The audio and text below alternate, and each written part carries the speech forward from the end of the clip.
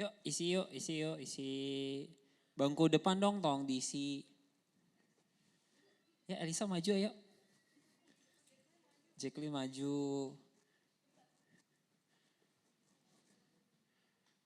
Aduh, Kodelis maju lah. Ayo Kodelis, Wewe, Brejo, Kevin. Ayo, sini yuk di depan.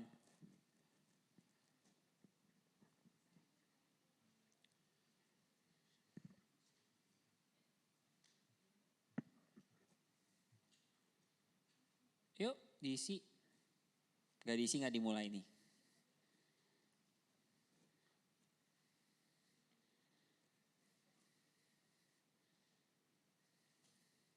Oke, maju biar temannya yang telat bisa duduk di belakang nanti. Kevin maju. Gak apa-apa maju lagi. Ayo maju lagi aja. Ayo Kevin. Ada kosem tuh. Oke. Oke teman-teman.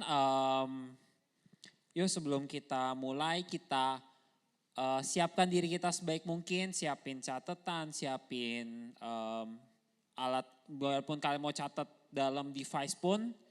Ingat untuk di airplane biar kalian tetap bisa fokus, kalian tetap bisa meluangkan waktu kalian. Karena kita, teman-teman kita dalam seminggu punya banyak waktu. Tapi bisa nggak 1 jam aja kalian kasih waktu kalian untuk Tuhan, oke? Kalian berjaga-jaga dalam 1 jam ini. Untuk yang device juga segala kepusingan, segala urusan kerjaan ataupun urusan perkuliahan apapun itu ditinggalkan dulu aja. Kita fokus bersama untuk mendengarkan firman Tuhan.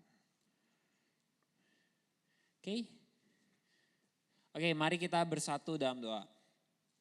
Tuhan kami ucap syukur, kami terima kasih ya Bapak karena kebaikan-Mu dalam hidup kami ya Tuhan. Kami juga sangat bersyukur kami boleh datang tiba ya Tuhan di rumah-Mu, di bait-Mu ini ya Tuhan. Kami bersyukur ya Tuhan karena kasih-Mu, berkat-Mu yang tak pernah ada habisnya dalam hidup kami ya Tuhan.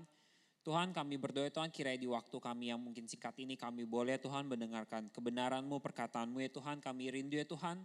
Apa yang menjadi isi hati-Mu itu boleh Tuhan ada di dalam hati kami ya Bapak. Kami juga berdoa Tuhan kiranya firman-Mu ini tidak dicuri oleh si jahat ya Tuhan. Kiranya kebenaran-Mu ini boleh tertanam di dalam lubuk hati kami, di dalam pikiran kami ya Tuhan. Sehingga boleh berbuah ya Tuhan. Kami rindu ya Tuhan bahwa kami selama hidup kami ini kami boleh terus menempel pada Engkau menjadi berkat ya Tuhan. Kiranya Tuhan Kau yang fokuskan hati pikiran kami hanya kepada Engkau. Kiranya nama-Mu yang ditinggikan melalui hidup kami ya Tuhan. Kiranya Engkau berkati firman pada sore hari ini, Engkau yang membukakan setiap hati dan juga pikiran anak-anak-Mu di tempat ini ya Tuhan. Kami mau tolak segala gangguan yang bukan berasal daripada Engkau ya Tuhan, hanya di dalam nama Tuhan Yesus.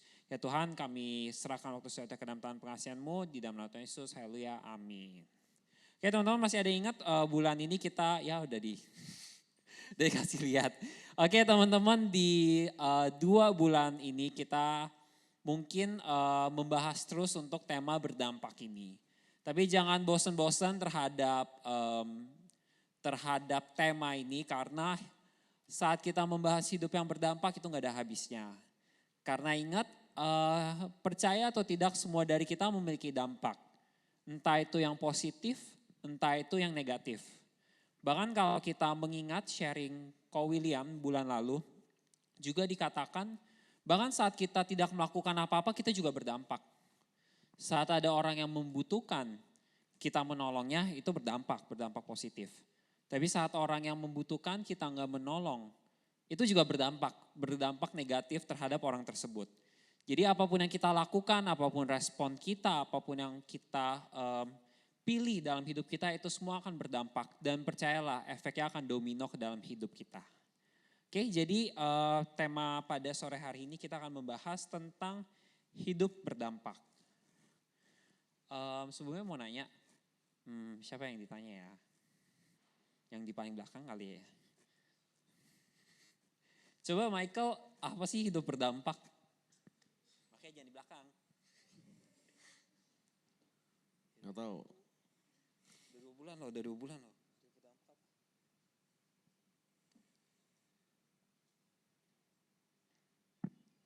Kalau bisa jawab dapat makan sore. Emang dapat sih. Oke, yang lain ada yang mau mengajukan diri? Apa itu hidup berdampak?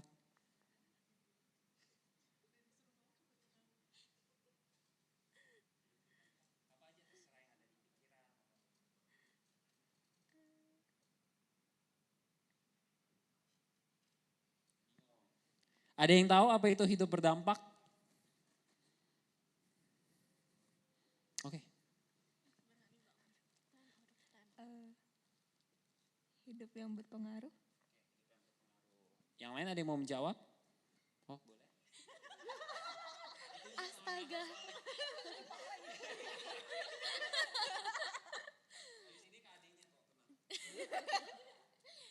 Hidup berdampak, hidup yang bisa mempengaruhi orang lain. Vincent, hidup berdampak apa? Apa? Hidup yang berubah, oke. Oke teman-teman, kasih tepuk tangan buat kalian, buat teman-teman kalian juga. Oke teman-teman, semuanya ini benar, hidup berdampak itu bagaimana kita bisa mudahnya menginfluence orang lain. Jadi orang lain bisa merasakan apa yang kita lakukan. Oke, mungkin gampangnya saya akan memberikan satu contoh cerita. Oh bisa, oke. Oke, ini Alkisah ada seorang yang sedang jalan-jalan ke pasar burung. Dia ingin membeli suatu burung untuk dipelihara. Dan dia tanya ke penjualnya, Pak burung yang ini harganya berapa sih? Dan dia bilang, oh yang ini 1 juta.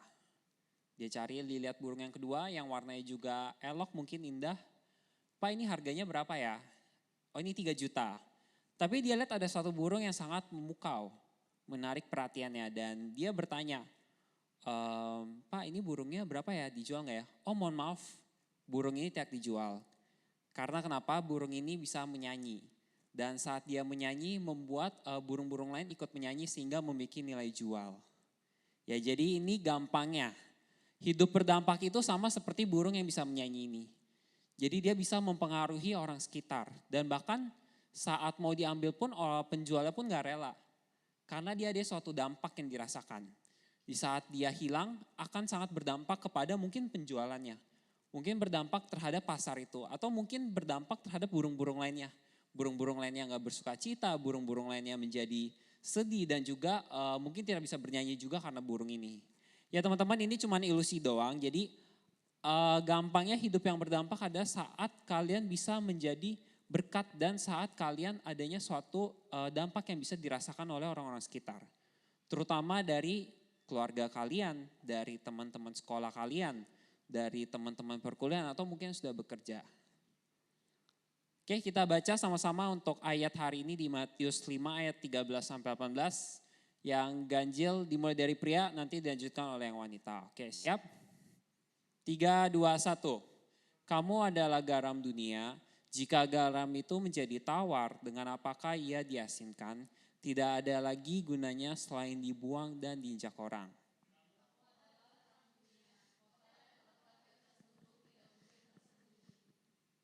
Lagi pula orang tidak menyalakan pelita lalu meletakkannya di bawah gantang. Melainkan di atas kaki dian sehingga menerangi semua orang di dalam rumah itu.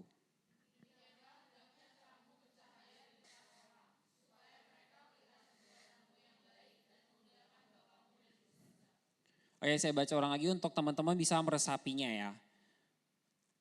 Mungkin boleh dibaca lagi dalam hati, tapi kata kamunya diganti jadi nama kalian. Oke, saya akan baca dari saya.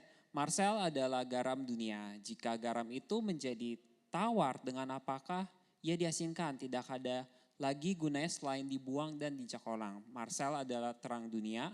Kota yang terletak di atas gunung tidak mungkin tersembunyi. Lagi pula orang tidak menyalakan pelita lalu meletakkannya di bawah gantang, melainkan di atas kaki dian sehingga menerangi semua orang dalam rumah itu. Demikianlah hendaknya terang Marcel bercahaya di depan orang supaya mereka melihat perbuatan Marcel yang baik dan memuliakan Bapa yang ada di surga. Oke, ini mungkin menjadi salah satu ayat yang menjadi salah satu ayat yang selalu menjadi pegangan semua orang, terang dan garam. Karena apa yang menjadi isi hati Yesus terhadap setiap orang-orang, terhadap setiap anak-anaknya adalah menjadi terang dan garam. Harus memiliki fungsi. Fungsinya terang untuk menyinari, untuk membantu orang lain melihat. Untuk membantu orang lain dibawa dari kegelapan kepada terang. Fungsi garam untuk membuat makanan menjadi nikmat. Percayalah, seindah apapun makanan itu kalau nggak ada rasanya hambar sama aja. Akan saya lebih memilih makanan yang tampaknya biasa-biasa saja tapi rasanya oke. Dibandingkan yang tampaknya udah keren, terus harganya mungkin pricey, tapi pasti coba hambar, gak ada rasanya, tawar. Ya saya akan lebih memilih yang kelihatan sederhana tapi ada rasanya. Nah itu garam. Saat mungkin keadaan keadaan mungkin kacau, keadaan rumah keluarga kalian tidak baik, lingkungan kalian, sekolah kalian, kuliah kalian mungkin tidak ada yang baik, tapi bisa atau tidak kalian menjadi garam untuk orang-orang sekitar kalian. Bisa atau tidak kalian mengasinkan makanan tersebut. Bisa atau tidak kalian menjadi terang. Ini merupakan isi hati Tuhan kepada setiap orang-orang Kristen. Kepada setiap orang-orang yang percaya kepada Tuhan. Jangan hanya stop untuk percaya Yesus. Kalian terima Yesus, kalian percaya Yesus, oke, udah selesai. Ikut komsel, ikut. Ibadah ikut. Terus baca renungan, baca. Tapi jika kalian tidak ada dampak, dikatakan garam itu menjadi tawar, dengan apakah ia diasinkan selain tidak ada lagi gunanya selain dibuang dan diinjak orang. Oke, biar ini menjadi suatu perenungan dalam diri kita. Jangan kita menjadikan suatu batasan, sudah cukup untuk saya ke gereja doang nih. Udah cukup untuk namanya ikut komsel, udah cukup namanya dengerin playlist Spotify rohani semua udah cukup. Ya itu bagus, itu benar. Itu ada dasar kita. Tapi harus dilanjutkan lagi, apa sih action kita selanjutnya? Apa yang menjadi action kita selanjutnya? Yaitu menjadi dampak dan berkat. Menjadi dampak terang, menjadi garam dan terang dunia. Bahkan dari hal-hal terkecil di keluarga kalian, di apapun yang kalian lakukan, apapun yang menjadi respon kalian, biarlah itu menjadi suatu dampak. Oke, sebagai orang Kristen, kita harus namanya menularkan hal yang positif. Oke. Sebagai orang Kristen harus membagikan hal-hal yang positif. Bukan hal-hal yang negatif, bukan hal-hal yang toksik. Siapa yang punya teman toksik di sini? Ada yang punya? Ngaku aja udah ngaku. Atau kaliannya yang toksik? Yang punya teman yang toksik it's okay, tapi jangan sampai kaliannya orang toksik tersebut, oke? Jadi kalau misalkan orang-orang sekitar kalian ada yang toksik, ya itu bagus. Itu kesempatan kalian untuk menjadi dampak. Bukan kalian yang terdampak. Tapi kalian yang menjadi dampak untuk orang-orang sekitar tersebut, oke? Nah teman-teman, ada suatu penelitian ini melibatkan sekitar 200 sampai 300 tahun. Ada 2 orang ibu, jadi dicatat dari generasi ke generasi selanjutnya. Jadi 2 orang ibu itu pencatatan ini dimulai di abad ke-18, sudah lama banget ya. Jadi ibu yang pertama ini namanya Sarah Edward. Ia merupakan istri pendeta dari Jonathan Edward. Oke, mereka orang Kristen dan mereka takut akan Tuhan. Mereka seorang misionaris, mereka yang melayani Tuhan. Mereka hidupnya mempunyai influence yang luar biasa. Dan kalau dilanjutkan di suatu experience ini, penelitian ini, dia memiliki 11 anak. Dan anaknya akhirnya punya anak lagi, dan setelah diteliti selama ratusan tahun, dilihat dari garis keluarganya, 13 orang menjadi rektor, 65 menjadi dosen, ini dari keturunannya semua ya, dari cucu-cucunya, cicit-cicitnya semua, 100 orang menjadi sarjana hukum, 2 orang menjadi dekan fakultas, 30 orang menjadi hakim agung, 66 orang menjadi dokter, 46 menjadi pejabat penting pemerintahan. Keren banget ya keluarganya ya. 3 orang menjadi DPR, 3 orang menjadi menteri, dan bahkan 3 orang menjadi wakil presiden Amerika Serikat. Oke, jadi dari seorang yang saleh ini, orang yang hidupnya benar, yang takut akan Tuhan, hidupnya melayani Tuhan, Tuhan memberkati keturunannya. Oke, wanita yang kedua namanya Ida Tate. Hidupnya banyak skandal. Dalam akhir hidupnya dicatat dia mati karena minum minuman keras. Suaminya ini orang ateis, namanya Max Jukes. Dari sekitar berapa ratus keturunannya, 100-nya itu anak haram, terus 700 orang masuk ke dalam daftar hitam. Dan bahkan 181 orang menjadi pelacur, 142 orang menjadi pengemis, dan 40 orang menjadi narapidana. Oke, jadi ini penelitian ini emang mengambil waktu sekitar 200 tahun dan lama. Dan ini melihat hidup seseorang yang takut akan Tuhan, penuh dampak, dan dilihat ke garis keturunannya. Dan ternyata orang yang hidup takut akan Tuhan menjadi dampak, menjadi berkat, bahkan dia menjadi misionaris. Tuhan memberkati keturunannya. Dan bahkan mungkin dia juga menginfluence keturunannya untuk hidup takut akan Tuhan. Dia mempunyai pengaruh kepada keluarganya sehingga anak cucunya semuanya hidup takut akan Tuhan. Bahkan Tuhan memberkati pekerjaannya. Bahkan ada 3 orang yang dicatat menjadi wakil presiden Amerika Serikat. Dan orang yang hidupnya sembrono, nggak takut akan Tuhan, hidupnya asal-asalan, bahkan matinya minum minuman keras. Keturunan ke bawahnya pun juga hancur. Jadi teman-teman, apa yang kalian pilih, apa yang kalian lakukan itu akan berpengaruh. Mungkin kalian melihat sekarang berpengaruh dalam lingkup yang kecil, keluarga, teman sekolah, teman perkuliahan. Tapi mungkin itu kalau kita lihat ke bawah, mungkin pengaruhnya bisa sampai ke bawah-bawah. Dan percayalah orang yang hidup takut akan Tuhan memberikan pengaruh yang baik, Tuhan akan memberkati apa yang kalian lakukan. Tuhan akan bahkan Tuhan memberkati garis keturunannya. Orang yang hidup yang main-main, gak takut akan Tuhan, garis keturunannya pun berantakan. Jadi ini suatu dampak. Dampak apa sih yang kalian kasih kepada keluarga kalian? Dampak apa yang kalian berikan kepada orang sekitar kita? Oke? Ya jadi hidup yang benar Tuhan akan berkati, tetapi orang yang hidupnya memiliki pengaruh buruk, bahkan sampai generasi ke bawahnya kita bisa lihat agak berantakan. Bukan agak, sangat berantakan generasi ke bawahnya.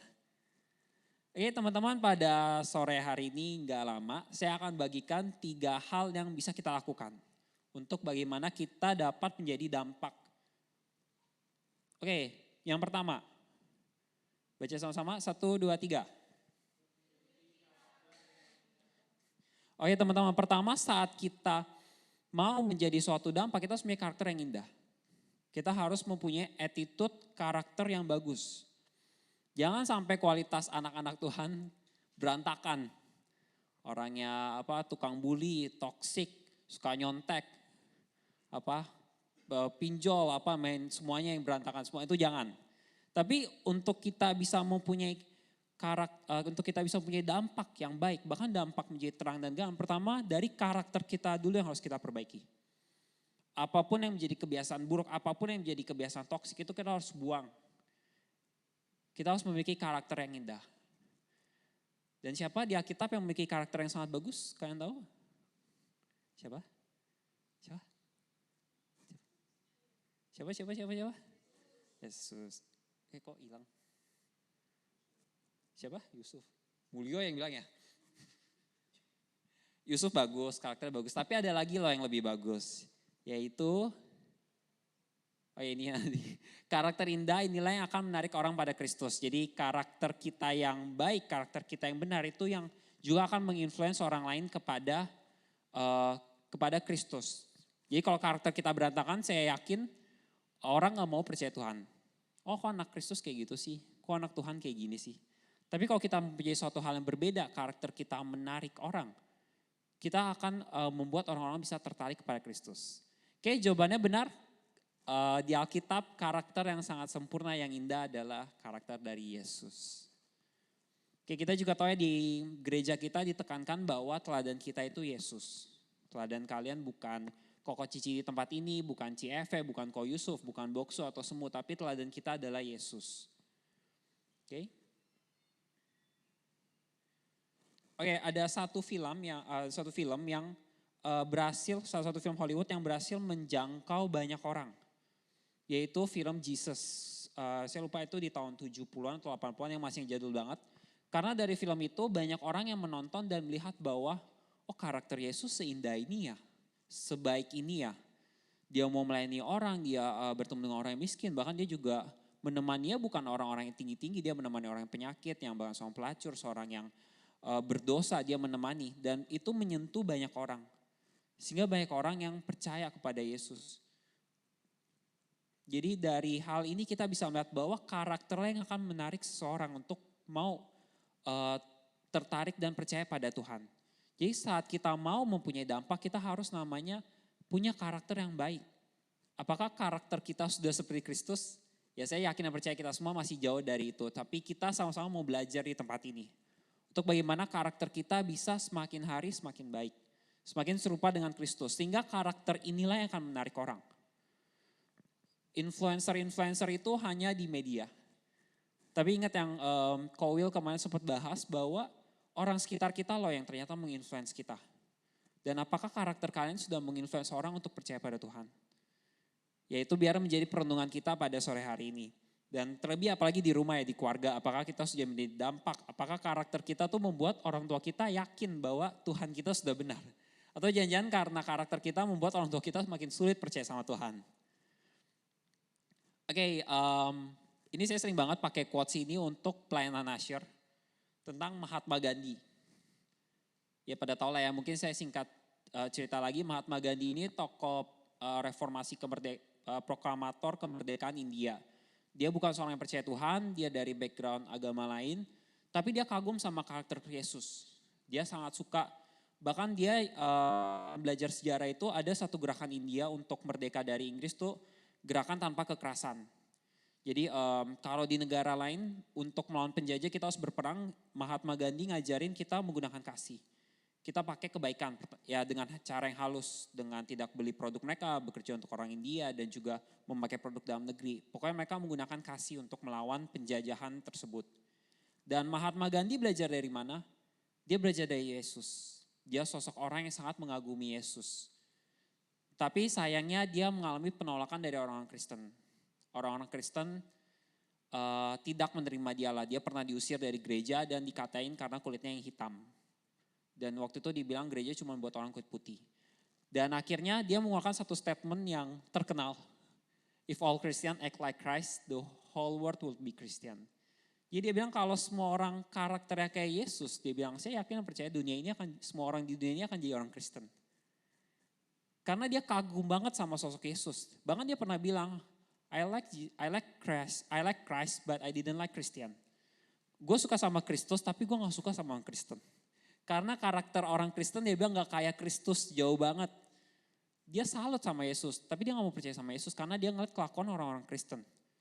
Ya jadi jangan sampai karena karakter kita yang toksik membuat menghalangi orang untuk percaya kepada Tuhan. Jadi kiranya biar kita menjadi dampak dengan karakter kita juga. Seperti yang mungkin 2 minggu lalu ya saya sudah sempat bahas tentang Mother Teresa. Bagaimana karakternya yang indah, karakternya yang baik. Dia bisa menginfluence orang. Awalnya dia bukan motivasi untuk menginjili orang, enggak. Dia datang tulus melayani orang-orang miskin, orang-orang penyakitan. Pada akhirnya orang-orang mau percaya sendiri pada Yesus karena apa yang sudah dia lakukan. Oke, ini ada yang tahu? Ada yang tahu, mungkin beberapa. Ada yang tahu? Wah, kayak kita beda generasi ya. Apa? Bukan, itu mah lebih jadul lagi. Ya ketahuan deh generasi ya. Ini baru kok 2016 kayaknya lah. Waktu saya SMA. Kayaknya umur berapa? Oh masih SMP kali ya. Ya betul, seangkatan berarti. Ya ini merupakan film, sebenarnya ini dari kisah nyata. Yang mainnya kalau kalian tahu Andrew Garfield yang main Spider-Man. Dia yang main ini Hacksaw Ridge. Ini diangkat dari kisah nyata, latar belakangnya itu pada tahun 1940-an. Jadi itu lagi masa Perang Dunia Kedua. Dan Desmond ini, orangnya namanya Desmond, dia ini merupakan salah satu orang yang memiliki iman yang taat kepada Tuhan. Dia hidupnya takut akan Tuhan, dia taat. Dan suatu hari dia harus terjun ke dalam medan peperangan. Karena emang pas itu Amerika kan ikut terjun ke Perang Dunia juga, jadi laki-laki harus wajib militer. Dia ikut wajib militer, tapi dia punya satu syarat ke komandannya. Saya gak mau pegang senjata pas terjun ke medan perang. Itu orang gila gak? Kalian ke medan perang nih, kalian tembak-tembakan sama orang, harusnya tuh tembak-tembakan sama orang. Musuh kalian, pas itu kan musuhnya Jepang, Amerika lagi perang sama Jepang. Orang Jepang bawa senjata tembak-tembakin kalian. Terus kamu dengan polosnya datang tangan kosong. Karena gak mau megang senjata dan bilangnya alasannya aku gak mau ngebunuh orang. Saya cuma mau nyelamatin orang. Kalian tahu apa yang terjadi? Dibully lah. Orang kayak gini di militer, apalagi militer juga lumayan tegas ya. Dia dibully, dia ditindas. Bahkan timnya regunya pernah dihukum karena dianggap, oh banci satu ini nih ngeganggu tim kalian. Akhirnya dia sering banget kalau kalian nonton film dokumentasinya dia digebukin, dia dihina sama teman-temannya. Bahkan dia kalau lagi baca Alkitab aja direndahin. Orang-orang sekitarnya bukan orang yang percaya sama Tuhan, orang-orang sekitarnya juga bukan orang yang takut akan Tuhan. Mereka menghina imannya. Mereka punya julukan dia itu si banci. Padahal kalau di nonton dokumentasi sebenarnya dia bukan orang yang lemah, dia juga fisiknya bagus, larinya kuat, manjatnya juga oke. Tapi karena dia punya keyakinan bahwa saya terjun ke medan perang, saya nggak mau megang senjata. Saya cuma mau nolongin orang doang. Saya mau nyelamatin orang. Karena dia pernah janji ke Tuhan kalau dia nggak mau megang senjata dan dia nggak mau. Karena kalau di dokumentasinya ini waktu dia kecil dia pernah berantem sama abangnya dan dia ambil batu mukul kepala abangnya. Abangnya hampir mati dan pas itu mamanya ngomong, dia lagi baca 10, di rumahnya kan ada 10 hukum Taurat dan dia lagi baca perintah ke-6, janganlah membunuh. Dan pas itu mamanya juga menjelaskan tentang 10 hukum Taurat ini dan itu nempel dari dia kecil sampai dia gede dan dia memegang bahwa dia gak mau ngebunuh orang. Dan pada akhirnya dia sempat kena banyak masalah tapi akhirnya dibawa ke persidangan militer. Dan papanya datang, papanya bantuin, akhirnya dia berhasil lewatin, dibuat peraturan baru, akhirnya yaudah tentara Amerika boleh datang terjun ke medan perang tanpa senjata. Jadi kalau nggak salah baru pertama kali di dia karena dia ajuin ke pengadilan militer dan sempat ada perdebatan, perundingan, tapi akhirnya dia berhasil menang. Dia jadi orang pertama yang terjun tanpa senjata. Ya awalnya kacau, orang tembak-tembakan di mana, pas itu juga banyak asap, gelap, hancur. Keadaan sekitar juga hancur, banyak darah, banyak orang tangannya perang tangannya ada yang copot, ada yang hancur badannya. Dan satu momen ada mereka kejebak di tempat, namanya Hacksaw Ridge ya kalau satu tempatnya. Ya tempatnya itu namanya Hacksaw Ridge. Itu jadi kayak satu bukit yang tinggi, jadi kalau tentara Amerika tuh harus naik ke atas manjat. Nah sampai di sono, di atas bukit itu mereka ketemu sama tentara Jepang. Dan mereka tembak-tembakan. Tapi juga karena dibantu ada ledakan-ledakan, jadi itu tanahnya itu gelap semua karena ada asap-asap. Nah pada akhirnya sebenarnya tentara Jepangnya unggul, tentara Amerika kalah. Akhirnya pada turun semua, kabur. Nah at some point si Desmond ini juga mau ikut turun. Tapi dia sempat kacau, dia kalut, dia nanya ke Tuhan kayak, Tuhan mau apa? Aku benar-benar gak bisa dengar suara Tuhan, aku bingung banget Tuhan mau apa. Dan tiba-tiba dia dengar dari kabut itu yang gelap itu ada suara orang minta tolong. Dan akhirnya dia sadar itu panggilan Tuhan buat dia. Akhirnya dia masuk. Dia masuk lagi ke dalam kabut itu buat nolongin tentara Amerika yang mungkin masih selamat. Dan itu kalau nggak salah udah sore, udah mau ke malam, udah gelap. Dia ketemu satu, ditolongin. Dan ditolonginnya juga penuh usaha karena kan udah orangnya mungkin lumpuh, dia harus seret. Udah gitu juga harus diturunin dari dari bukit pakai tali diturunin pelan-pelan satu-satu. Dan pas dia udah turun, dia bilang ke Tuhan, Tuhan bantu aku cari satu orang lagi. Dia masuk, dia cari lagi, ketemu lagi satu orang, dia turunin lagi. Tuhan satu orang lagi. Akhirnya dia ini berlanjut sampai semalaman, bahkan sampai kalau lihat dokumentasinya tangannya sampai robek. Karena turunin orang satu-satu. Dan saya lupa di malam itu kalau dia berhasil nolongin 50 atau 70 orang. Bahkan sampai komandannya pas waktu itu kan mereka udah turun orang Amerika. Komandannya udah stres kayak, prajurit gue hilang semua, prajurit gue mati semua gimana nih. Cuman pas tiba-tiba ke paginya markasnya penuh lagi, biarpun pada luka-luka semua. Terus dia bingung, siapa yang bawa, siapa yang nolongin? Itu si banci itu yang nolongin. Dan pada akhirnya dia berhasil diturunin juga, dia juga selamat. Tapi satu hal ternyata itu berdampak kepada orang-orang sekitarnya. Orang-orang yang dulu ngehina imannya, ngehina Yesus, akhirnya mau percaya sama Yesus. Karena karakter orang ini. Karena kebaikan yang dilakukan. Biarpun orang ini udah kita hina-hina, udah kita katain banci. Ternyata dia masih mau merelakan nyawanya untuk masuk nolongin kita. Akhirnya bahkan kalau kalian nonton dokumentasinya sebelum perang mereka minta si Desmond ini untuk berdoa dulu untuk regu mereka. Jadi mereka sebelum masuk ke dunia perang mereka minta Desmond tolong berdoa dulu buat kita semua. Dan ternyata kisahnya ini tercatat dan akhirnya berhasil didokumentasikan. Dan ini menginfluence bukan hanya mungkin orang-orang sekitar sana tapi juga melalui media menginfluence banyak orang. Jadi satu hal yang bisa kita pelajari dari karakter ini, bagaimana dia memiliki karakter yang indah. Dia mau hidup seperti Yesus, gak mau membunuh, gak mau memikir diri sendiri. Itu berdampak. Orang melihat, karena apa yang orang akan ingat itu bukan apa yang kita katakan, tapi apa yang kita lakukan.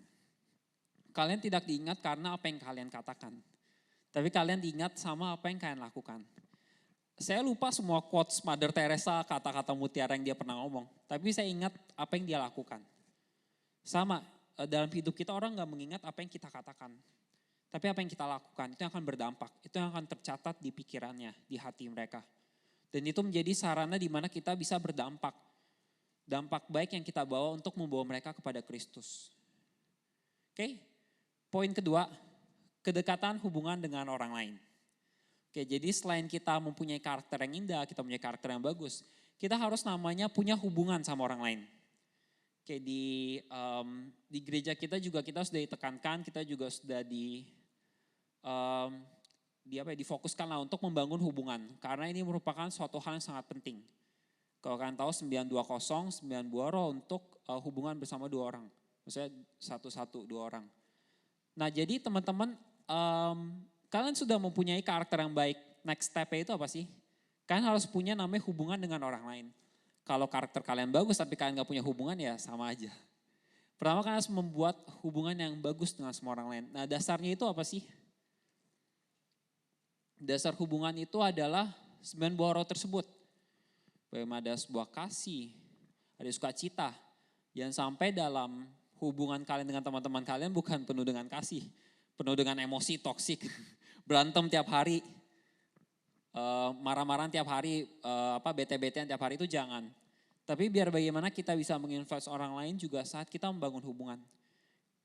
Dalam kekristenan kita tidak pernah diajarkan untuk hidup kita kalau mau makin dekat dengan Tuhan tuh kita mengurung diri di kamar 1 tahun gak keluar, itu enggak. Kekristenan juga kita gak pernah diajarkan untuk pergi mungkin ke suatu lembah atau suatu gunung, 30 tahun lamanya itu enggak. Tapi salah satu cara kita pergi ke masyarakat, kita pergi ke orang-orang sekitar, kita akan dilatih, kita akan diasah. Ya pasti akan ada gesekan, tapi itu juga yang selain mendewasakan kita itu juga yang akan membuat kita bisa mempunyai pengaruh terhadap orang lain. Jadi juga salah satu caranya kita harus namanya membangun hubungan dengan orang-orang sekitar kita, dengan keluarga kalian, dengan teman-teman kalian, dengan teman-teman gereja. Dengan cara itu kalian bisa mempunyai pengaruh terhadap hidup mereka. Oke, karena di firman Tuhan juga dikatakan kita menjadi dampak. Terus juga Tuhan katakan kau akan menjadi saksiku. Tuhan bilang kita akan menjadi saksi Tuhan. Bukan cuma bersaksi terhadap Tuhan, tapi kita menjadi saksi Tuhan. Hidup kita yang akan menjadi saksi untuk orang lain. Oke teman-teman. Ya hilang. Ya gimana dong? Gak kelihatan. Saya gak hafal itunya soalnya. Kita main data ya teman-teman.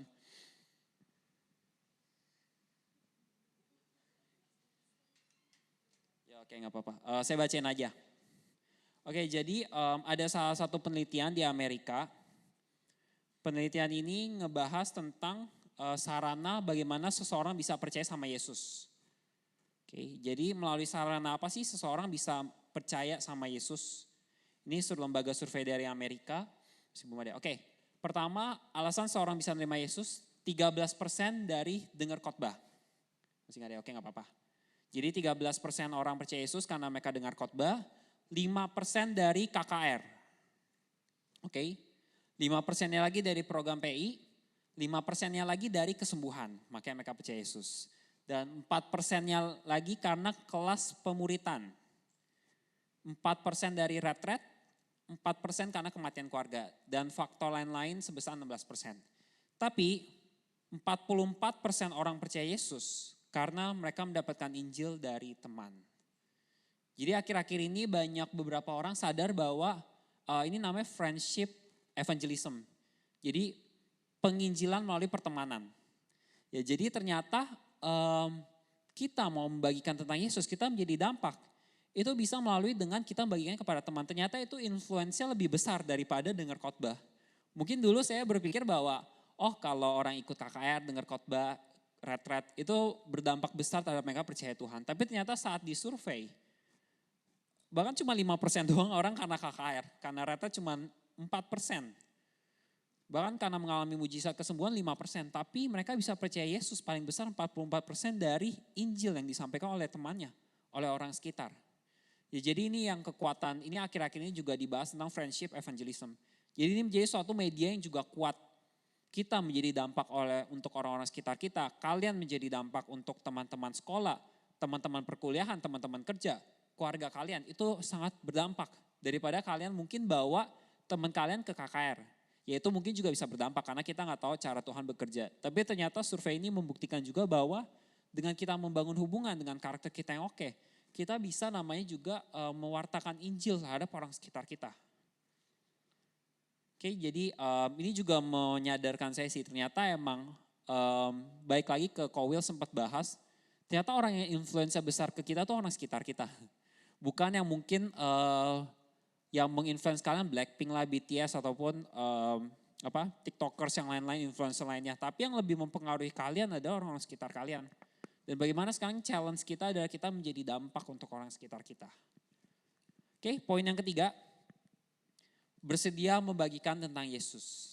Jadi selain kita sudah belum. Oke, selain kita sudah punya karakter yang seperti Yesus, karakter yang indah, dan juga selain kita membangun hubungan, kita juga harus bersedia untuk menceritakan tentang Yesus. Ya mungkin gak usah langsung teman kayak ada masalah, kalian langsung ngomong tentang Yesus. Waktu saya ingat Uncle Paultan pernah bilang, jangan langsung ngomong tentang Yesus, orang bingung juga mereka. Tapi pertama kalian cerita, kalian bisa bangun hubungan, kalian cerita, dan kalian boleh pelan-pelan bersaksi gimana sih Tuhan nolongin kalian. Ada loh satu pribadi yang sayang sama kalian, ada loh satu pribadi yang mau mati buat kalian, namanya Yesus. Ya dengan cara ini kita juga tahu bahwa isi hati Tuhan adalah bahwa Injil menyebar, bahwa semua orang percaya. Bahkan di firman Tuhan dikatakan Tuhan gak menghendaki satu orang pun binasa. Sebenarnya Tuhan mau semua orang diselamatkan. Yaitu juga menjadi isi hati ya Tuhan. Pergi jadikan subangsa muridku. Itu merupakan perintah terakhir Yesus sebelum Yesus naik ke surga. Ya ini yang harus kita lakukan sebagai orang-orang yang percaya. Bahkan di firman Tuhan juga dikatakan orang yang percaya yang menemukan Yesus, bahkan dia senang. Dia juga mau, bahkan di beberapa lagu dikatakan bahkan saking senangnya mereka mau membagikan harta tersebut kepada orang sekitar. Jadi Yesus sesuatu yang sangat berharga dan kita juga harus bagikan kepada orang lain. Oke, karena sebenarnya dengan kita belajar untuk namanya tidak egois, tidak untuk namanya hanya menyimpan Yesus sendiri, itu juga akan berdampak kepada orang lain.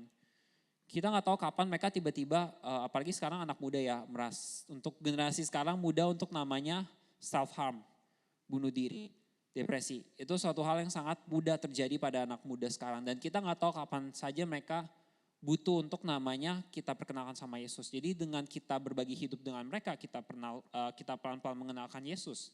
Itu yang juga akan menolong mereka. Oke, kita pun juga sekarang bisa percaya Tuhan itu karena adanya penginjilan yang dilakukan oleh para murid-murid Tuhan. Karena mereka rela, mereka mau bergerak, mereka nggak mau diam saja, mereka mau membagikan tentang Yesus. Dan dampaknya pun juga menyebar sampai sekarang. Bahkan banyak nilai-nilai dunia itu yang dipengaruhi oleh kekristenan. Bayangin kalau murid-murid Yesus cuma mau di zona nyaman doang, cuma mau mungkin di daerah Israel doang menyebarkan Injil. Ya mungkin gak akan menyebar seperti sekarang. Dan bahkan kalau kalian tahu beberapa budaya Eropa tuh banyak diinfluence oleh kekristenan. Salah satunya kalau gak salah yang saya tahu Amerika itu Thanksgiving. Itu juga seingat saya dari kekristenan, pengucapan syukur kepada Tuhan atas berkat Tuhan.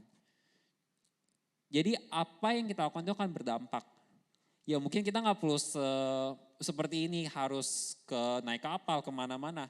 Tapi kita bisa mulai dengan membagikan Yesus kepada orang sekitar kita, kepada orang tua kalian, kepada teman-teman kalian, kepada orang kerja kalian. Bahkan kalian bawa Yesus ke dalam apapun yang kalian lakukan terhadap pendidikan kalian, kuliah kalian, sekolah kalian, terhadap pekerjaan kalian. Dan biarkan Tuhan yang bekerja.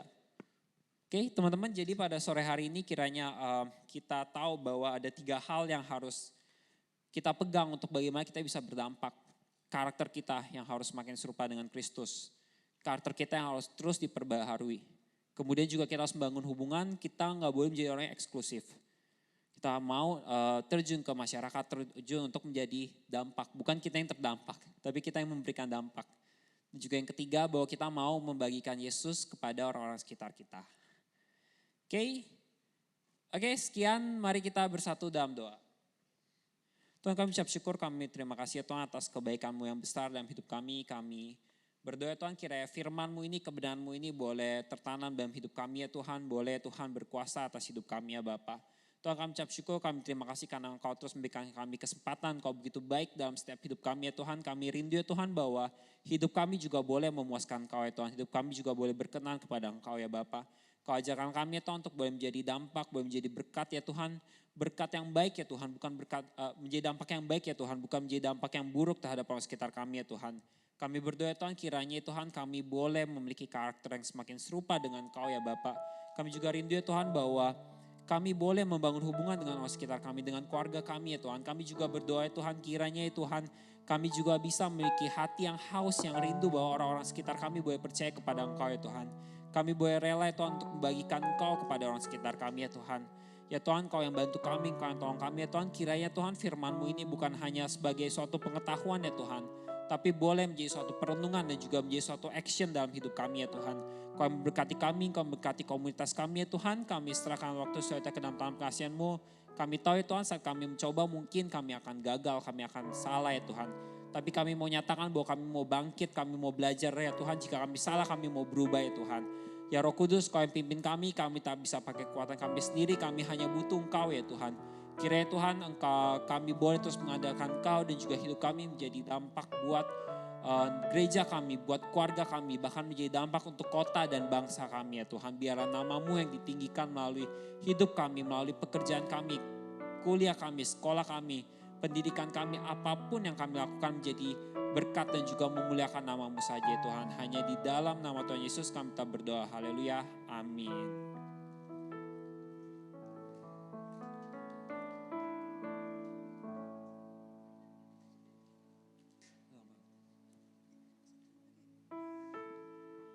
Thank you Koko Marcel.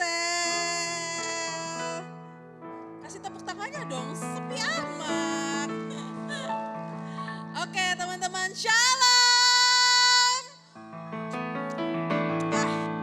Yang jawab cuma Ale, di sini 1000 orang juga shalom. Kurang kencang, pokoknya kalau nggak ada yang menjawab sapaan saya akan terus berkata shalom. Shalom.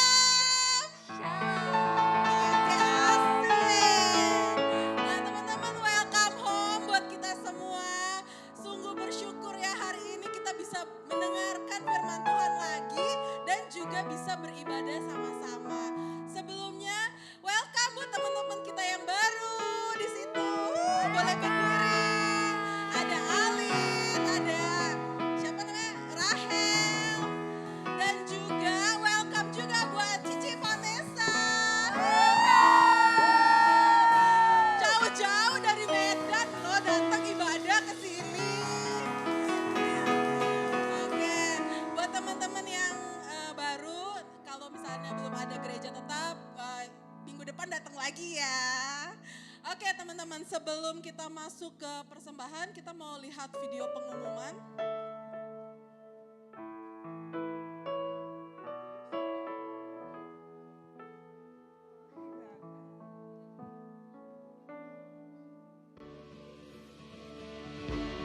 Halo Youth, welcome home untuk kita semua. Yuk simak news kita hari ini. Ibadah